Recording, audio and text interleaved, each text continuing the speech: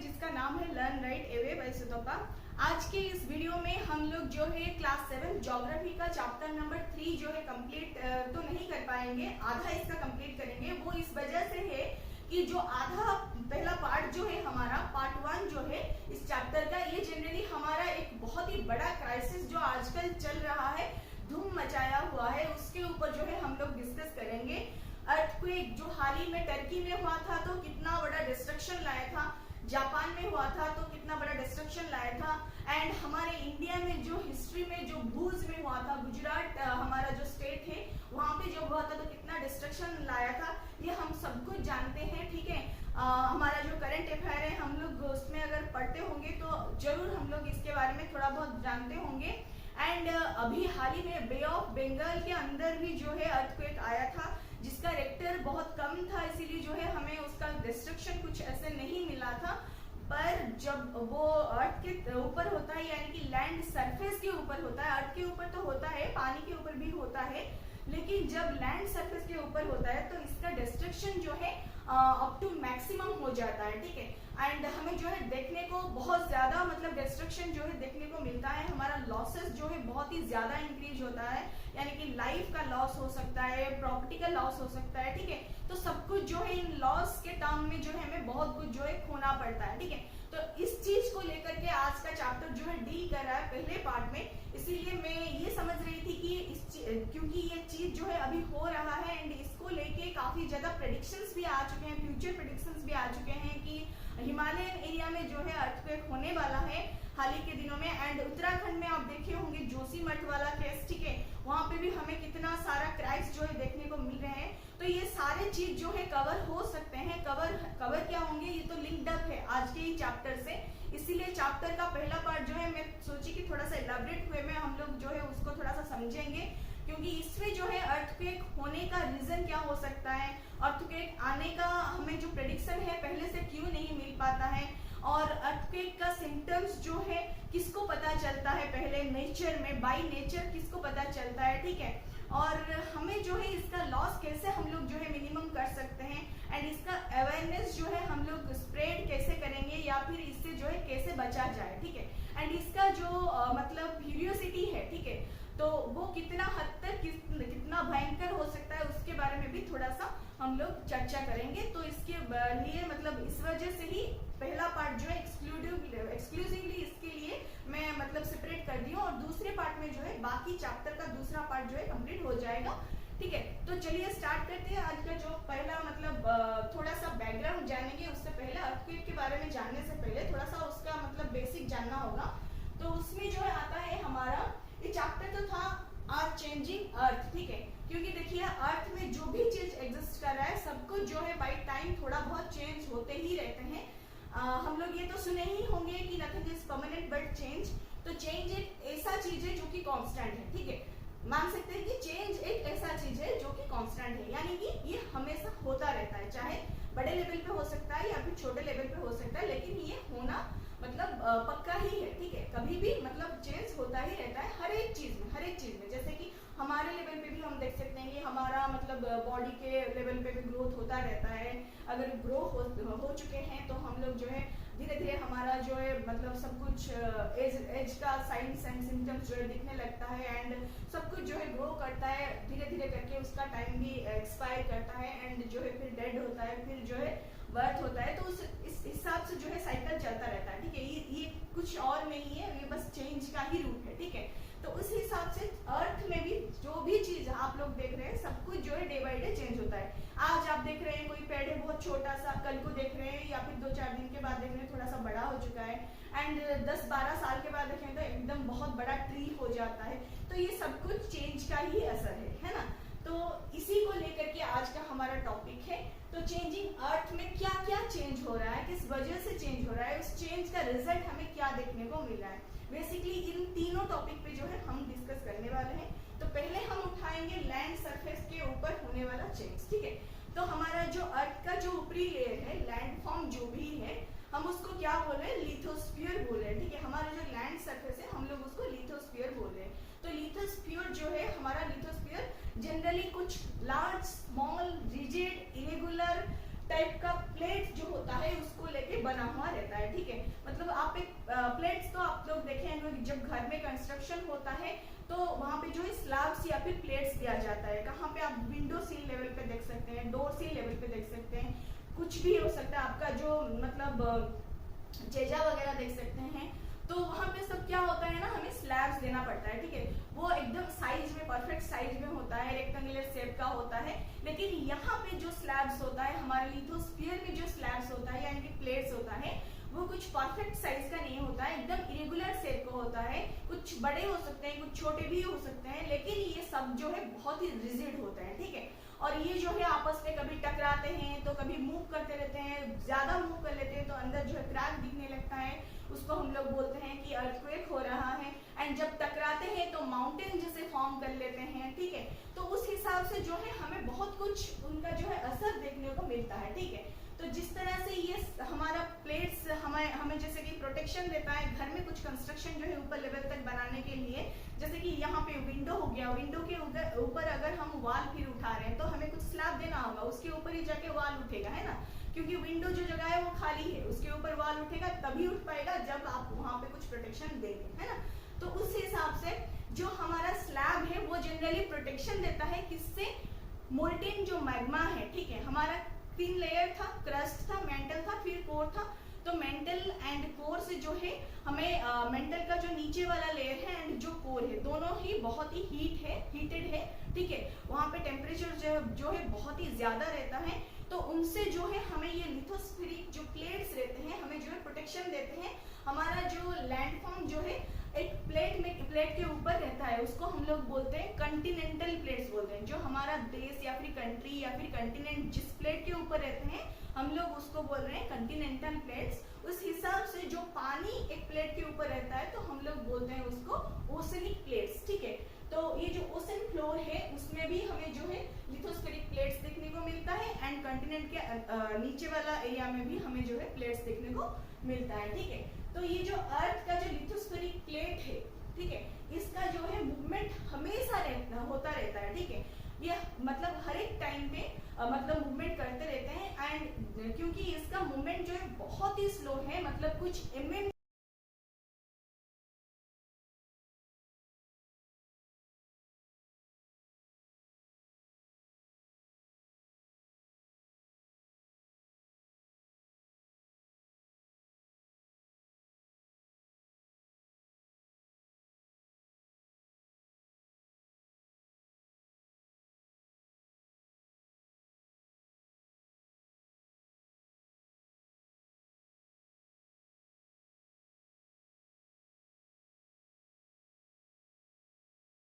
Forces, ठीक है।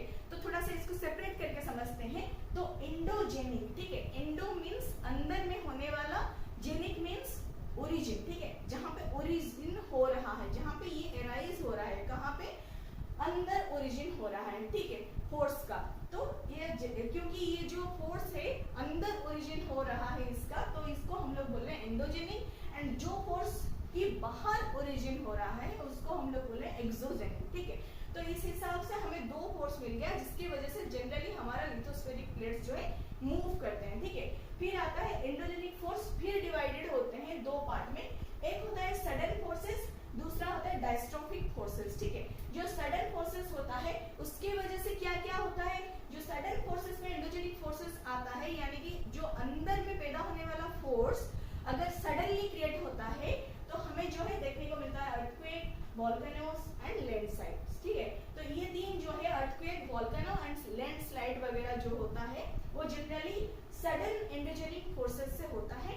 And जो मतलब डायस्ट्रोफिक एंडोजेनिक फोर्सेस होता है उसकी वजह से जो है बिल्डिंग ऑफ मॉन्यूमेंट्स हमें देखने को, माउंटेन्स जो है देखने को मिलता है, ठीक है। तो जनरली ये बहुत स्लो प्रोसेस होता है।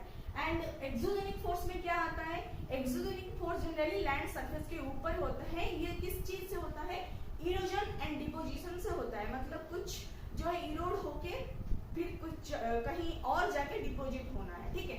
तो कुछ चीजें जो है इरोड हो रहा है और फिर कहीं दूसरी जगह पे जाके वो जो है डिपोजिट हो रहा है, उसके वजह से जो है कुछ ये भी एक्सोजेनिक फोर्स हुआ, क्योंकि ये फोर्स जो है बाहर क्रिएट हो रहा है, कुछ भी वजह से हो सकता है, ठीक है। और किस वजह से ये फोर्स जो है क्रिएट हो रहा है बाहर में, वो मीडियम्स हमारे कुछ है, उसको देख लेते हैं। पहला जो है रिवर, पानी वाला मीडियम जो होता है, फिर विंड, फिर सी वेव्स, फिर ग्लेशियर्स। ठीक है, तो ये चार जो है मीडियम है जनरली एक्सोजेनिक फोर्स क्रिएट करते हैं। किस चीज के लिए? कि इरोड होना है, फिर जाकर डिपॉजिट होना है। ठीक है, तो इन सबसे क्या हमारा ये जो एक्सोजेनिक फोर्स होता है, इन सबसे जो क्रिएट होता है, इससे हमारा क्या क्या मतलब क्रिएचर्स होता है, उसके बारे में हम इसी का ही जो पार्ट 2 है उसमें हम लोग डिस्कस करेंगे, इलैबोरेटेड वे में डिस्कस करेंगे। बहुत ही इंटरेस्टिंग चीजें होता है हमारे नेचर में इन चीजों के वजह से। ठीक है, तो एक्सोजेनिक फोर्स के बारे में जो है हम पार्ट 2 में डिस्कस करेंगे। आज एंडोजेनिक जो भी सडन फोर्सेस होता है उसके बारे में थोड़ा सा डिस्कस करेंगे। ठीक है, तो सडन फोर्सेस में पहले हम देखेंगे वोल्केनो बारे में। ठीक है, तो वोल्केनो जो होता है जनरली आप देख सकते हैं यहाँ पे डायग्राम में कि ये जो है हमारा क्रस्ट होता है, उसके नीचे जो होता है हमारा मेंटल होता है। ठीक है, तो ये जो मेंटल एंड क्रस्ट होता है, जब यहाँ पे थोड़ा सा क्रैक आ जाता है, कुछ क्रैक आता है, तो यहाँ से क्या होता है, तो मेंटल भी टूटता है, तो अंदर मेंटल के नीचे जो होता है कोर, वहां से हमारा मोल्टेन मैग्मा जो होता है, क्योंकि कोर में बहुत ज्यादा हीट एंड प्रेशर है, हम लोग पढ़ चुके हैं, वहां का कंपोजिशन जो है नीफे है, निकेल एंड फेरम। ठीक है, वो मोल्टेन स्टेट में रहता है एंड काफी ज्यादा वहां पे हीट एंड प्रेशर रहता है, तो वो जो होता है एकदम से बाहर ऊपर जैसे कि मतलब एक बहुत ही ज्यादा फोर्स के साथ जो है ऊपर आ जाते हैं, एकदम जैसे कि कुछ धुआं एंड कुछ मोल्टेन मैग्मा एंड उसके साथ कुछ एसिड्स भी जो है ये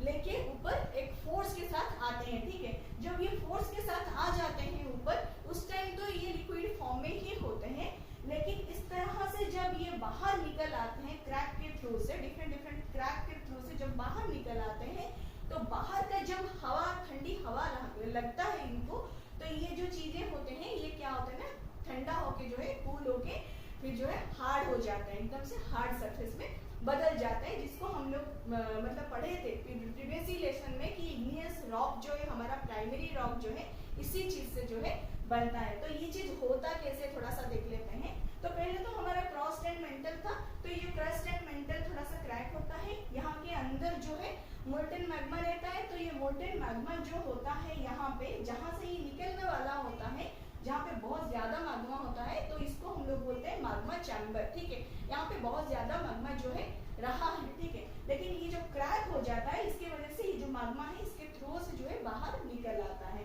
तो जिस पाथ से ये निकल के आता है इसको हम लोग बोल रहे हैं वेंट।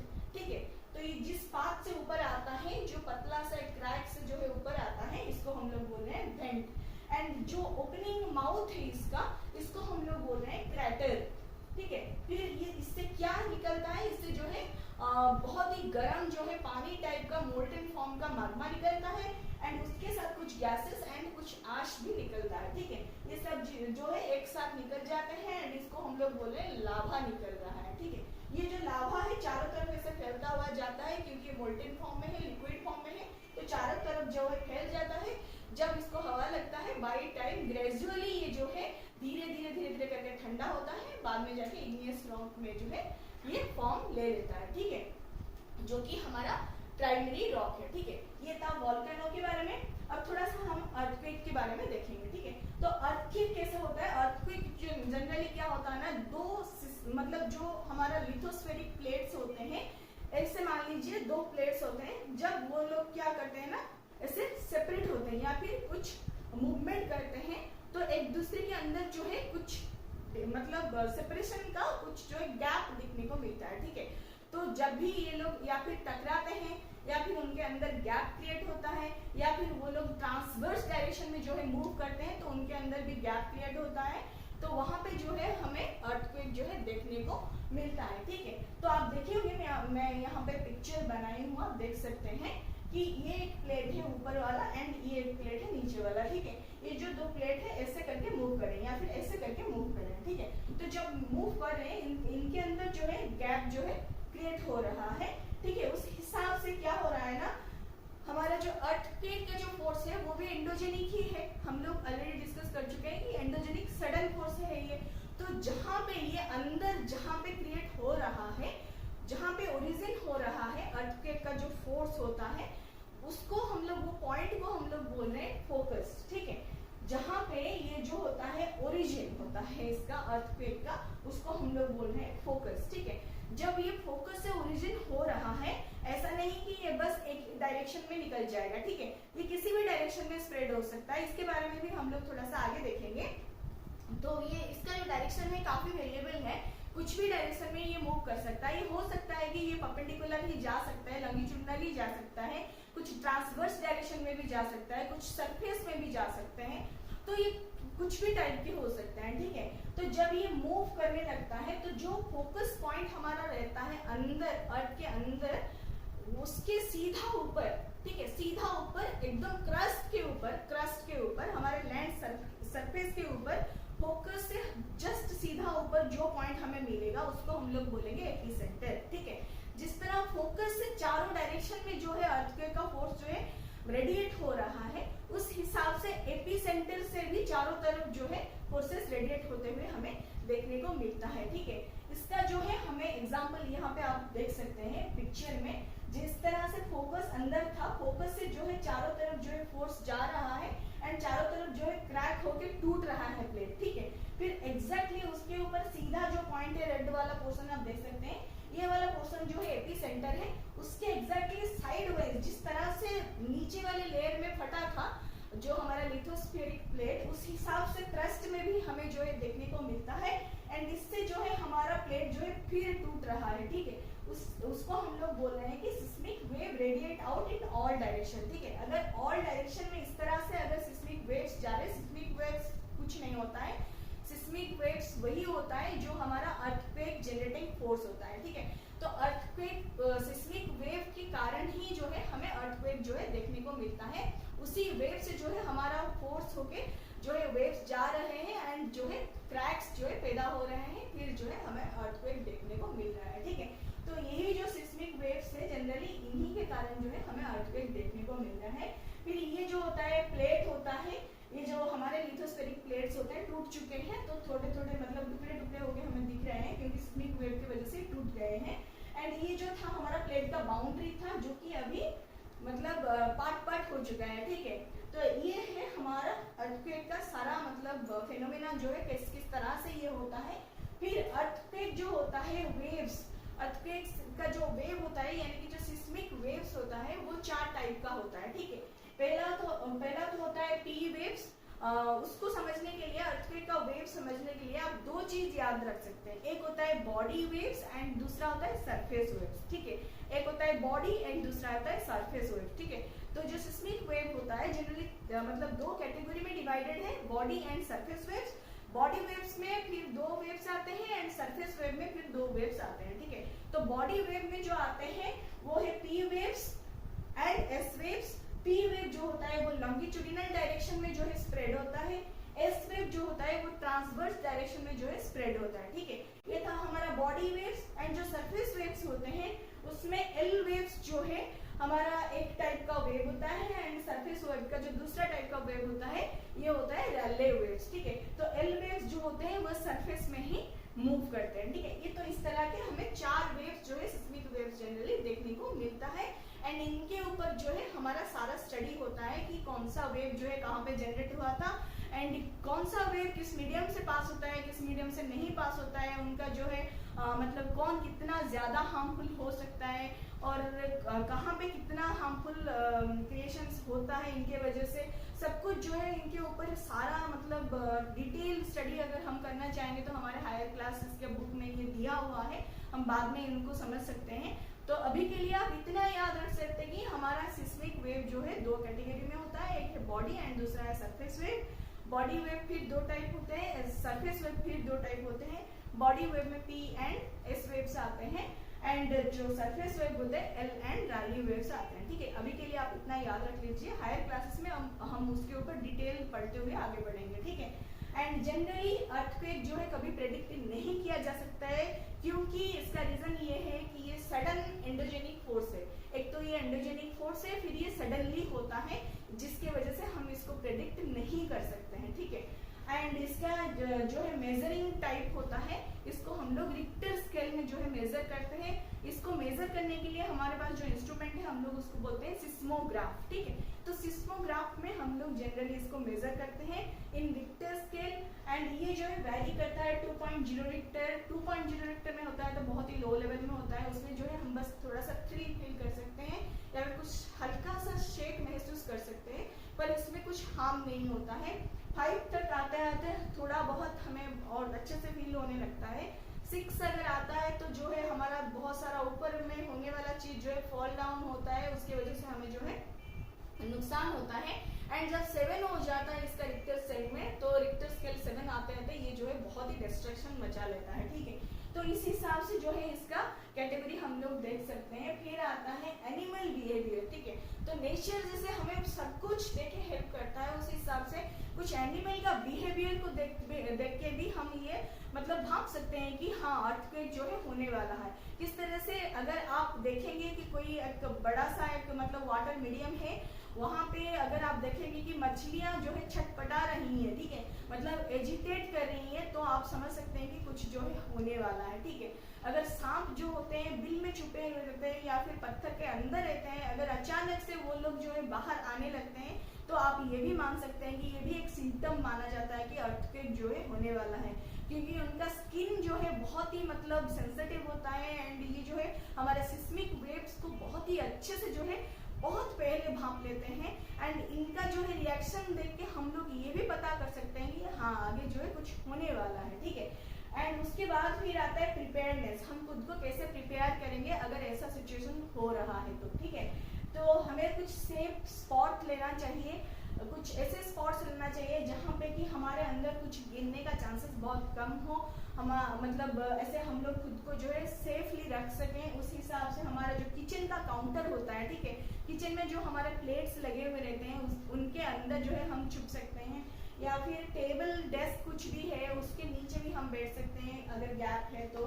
फिर against the corner end of the wall, ठीक है, कोई भी घर का हमारा जैसे कोना होता है, ठीक है, वो थोड़ा सा मजबूत रहता है। आप कभी भी देखे होंगे कोई अगर मतलब तोड़ने का काम जहाँ पे चल रहा होता है, वहाँ पे आप जाके देखेंगे साइड में, तो आपको देखिएगा कि मतलब जो कॉर्नर वाला पर्सन होता है वो कॉर्नर में जनरली हमें पिलर्स दिया हुआ रहता है, तो उस जगह पे जो है स्ट्रेंथ काफी ज्यादा रहता है, ये इतनी आसानी से जो है गिर नहीं जाते हैं। जबकि साइड वाला वॉल जो है बहुत ही अच्छे से नीचे तक गिर जाता है, ये लोग जो है खड़े हुए रहते हैं, इनको जो है काफी ज्यादा मशक्कत करने के बाद जो है टूटा जाता है, ठीक है, तोड़ा जाता है, ठीक है। तो ये थोड़े से स्ट्रॉन्ग एरिया होते हैं जिनके अगेंस्ट जो है आप सटक के रह के मतलब खुद को भी बचा सकते हैं अर्थक्वेक के नुकसान से, ठीक है। फिर किससे जो है हमें मतलब सेपरेशन बनाना चाहिए, हमें जो है डिस्टेंस बनाना चाहिए किस चीज से, कि फायर प्लेसेस जो होता है जहाँ पे जैसे कि गैस सिलेंडर हो गया या फिर कुछ चिमनी वगैरह लगा हुआ है, या फिर जहाँ पे बहुत ज्यादा शीशा लगा हुआ है, या फिर कुछ विंडोज में ग्लासेस लगा हुआ है, घर में कुछ शीशा वगैरह लगा हुआ है, तो उस चीज के आसपास हमें नहीं रहना चाहिए, क्योंकि जब भी क्वेक्स आता है तो उनका जो शेकिंग होता है उसके वजह से ये चीजें जो है फट सकते हैं, गिर सकते हैं, ठीक है, उनसे जो है हमें हार्म हो सकता है, तो इन सब के आसपास जो है हमें नहीं रहना चाहिए, ठीक है। एंड किससे प्रिपेयर्ड रहना चाहिए, ये सब जो है चीजें हमें जितना भी पता है हमें इसके बारे में अवेयरनेस जो है फैलाना चाहिए। एंड हमें अगर कुछ भी इसके रिलेटेड इंफॉर्मेशन पता चलता है, जैसे कि करंट अफेयर सब लोग नहीं पढ़ते हैं, तो जो लोग पढ़ते हैं उनके पास थोड़ा बहुत इंफॉर्मेशन होता है, एंड जो लोग नहीं पढ़ पाते हैं उनके पास कुछ इंफॉर्मेशन नहीं होता है। तो अगर फिर ऐसा कंडीशन अराइज होता है तो आप चाहें तो दूसरों को जो है ऐसे बता सकते हैं, कुछ मतलब अवेयरनेस के तौर पे कुछ उनको जो है समझा सकते हैं प्रायर टू द एक्सीडेंट, ठीक है। तो ये सब जो है प्रिपरेशन होता है इनका। एंड फिर अर्थक्वेक का केस स्टडी जो होता है, ठीक है, एक केस स्टडी लेंगे, आपके बुक में जो है ये केस स्टडी दिया गया है। तो गुजरात स्टेट में हमारा 26 जनवरी 2001 को एक अर्थक्वेक आया था जो कि बहुत ही ज्यादा डिस्ट्रक्टिव एंड फ्यूरियस माना गया था। मतलब उस टाइम पे क्या हुआ था ना, जो हमारा गुजरात का जो मतलब एरिया है भुज एरिया, वहां पे जनरली 6.9 रिक्टर स्केल में ये अर्थक्वेक जो है हुआ था। एंड उस टाइम जो है क्लासेस चल रहा था स्कूल में, एक स्कूल में जो है ये बहुत ज्यादा डिस्ट्रक्टिव हो चुका था, एंड वहां पे जो है 971 स्टूडेंट एंड 31 टीचर जो है एक साथ मर गए थे, ठीक है। तो ये बहुत ही भयानक हो चुका था, पाइपलाइन हमारा इलेक्ट्रिसिटी सप्लाई वगैरह सब कुछ जो है टूट के एकदम तहस नहस हो गया था। स्टेट में जो है इमरजेंसी लग गया था, प्रेसिडेंशियल मतलब रूल लग गया था, वहाँ पे प्रेसिडेंट स्टेट गया था एंड स्टेट से जो है सरकार जो थे चीफ मिनिस्टर वो मतलब केंद्र सरकार से जो है अपील किए थे हेल्प करने के लिए। तो इस तरह से जो है ये बहुत ज़्यादा डिस्ट्रक्टिव क्राइसिस एक्ट था हमारे मतलब इंडिया में हुआ था 2001 में। तो उसके ऊपर आप और भी मतलब गूगल करके देख सकते हैं, उसके बारे में आपको बहुत ही इंफॉर्मेशन भी मिल जाएगा। तो ये सब जो है बहुत ही भयानक चीज़ें होती हैं, जनरली हमारे इंडोजेनिक फोर्स से होता है एंड ये काफ़ी ज़्यादा सडनली होता है एंड इनके मतलब इनसे रिलेटेड हमारे पास कुछ ज़्यादा ऐसे पुख्ता इंफॉर्मेशन जो है पहले से नहीं हो पाता है कि कितने रिक्टर में होने वाले हैं, एग्जैक्टली कहाँ पे इनका जो है वेव्स सिस्मिक वेव्स जो है नुकसान पहुंचाने वाले हैं या फिर ये किस तरह का वेव्स क्रिएट करने वाले हैं, कुछ भी ऐसा इंफॉर्मेशन जो है हमें पहले से नहीं मिल पाता है। तो इनका जो रिजल्ट होता है बाद में डिस्ट्रक्शन जो होता है काफ़ी ज़्यादा हो जाता है, ठीक है। तो इसकी वजह से जो है हमें थोड़ा सा ये बेसिक नॉलेज जो है पता होनी चाहिए एंड मानती हूँ कि आप सबको जो है अच्छा लगा होगा, प्रोडक्टिव लगा होगा। अगर अच्छा लग रहा है तो लाइक शेयर सब्सक्राइब करना मत भूलिए। Thank you so much and नमस्ते।